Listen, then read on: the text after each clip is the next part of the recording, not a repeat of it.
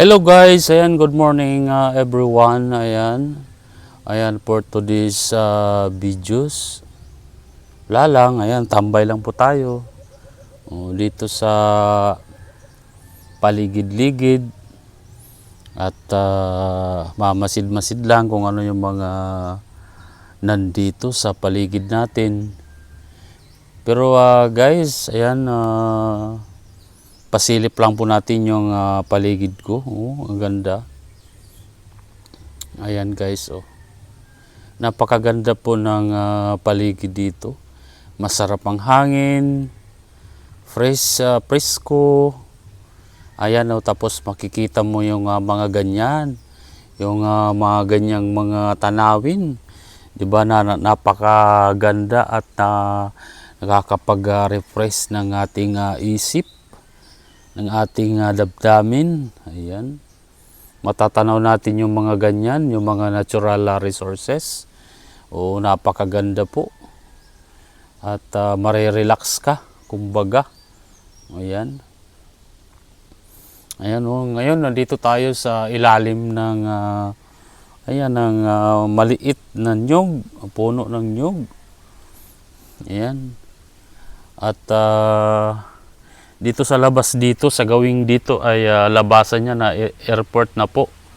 Airport po dyan ng Borongan City. So, actually maliit lang po yung airport nila dyan. Di kagaya ng mga ibang lugar na napakalaki ng mga airport.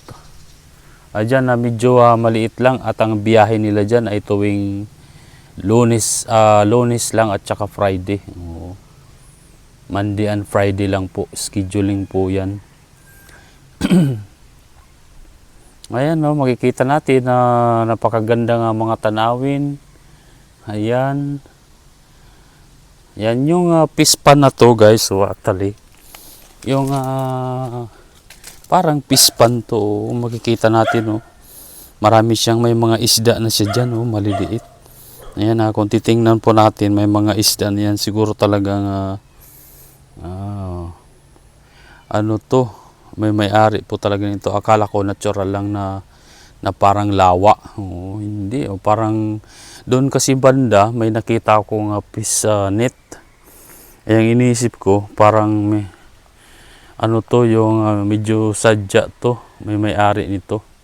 Marami siyang maliliit na isda dyan. Nakikita ko. Ayan, may mga pato pa dyan na lumalangoy-langoy. May bahay dyan sa gilid. Ayan, marami mga puno ng nyug. Ayan, puno ng nyug. Ayan, puno ng mga mangga, mga prutas. Ayan, napakaganda. Ayan pa yung patong lumalangoy. Di ba? Di ba guys, napaka ganda ng mga ganitong tanawin. Di kagaya ng mga nasa city ka, nasa malaking mga syudad, gaya ng Maynila, na medyo crowded. Dito kasi medyo hindi pa siya crowded. Di kagaya ng Metro Manila. So, napakaganda po tingnan. Kaya tumambay ako dito. Dahil ang ganda ng spot, ang ganda ng lugar. Kung yung mapapansin natin mga lodi. Ayan Ayan, medyo mainit kaya dito ako nagpapahangin at tinatanaw at niraramdam ko yung ihip ng hangin. Kaya medyo mainit kasi mamaya to uulan na naman. So ayan, napakaganda po ng tanawin dito na area. Ayan guys, green na green. At saka ito, nasa construction company yata yung nandyan. Di lang ako sigurado. Napakaganda ng spot. At sa mga ganito. Yun bang mag-iisip ka ng mga problema? Siyempre, normal yun na may mga problema tayo na dumarating sa buhay ng bawat isa sa atin. So,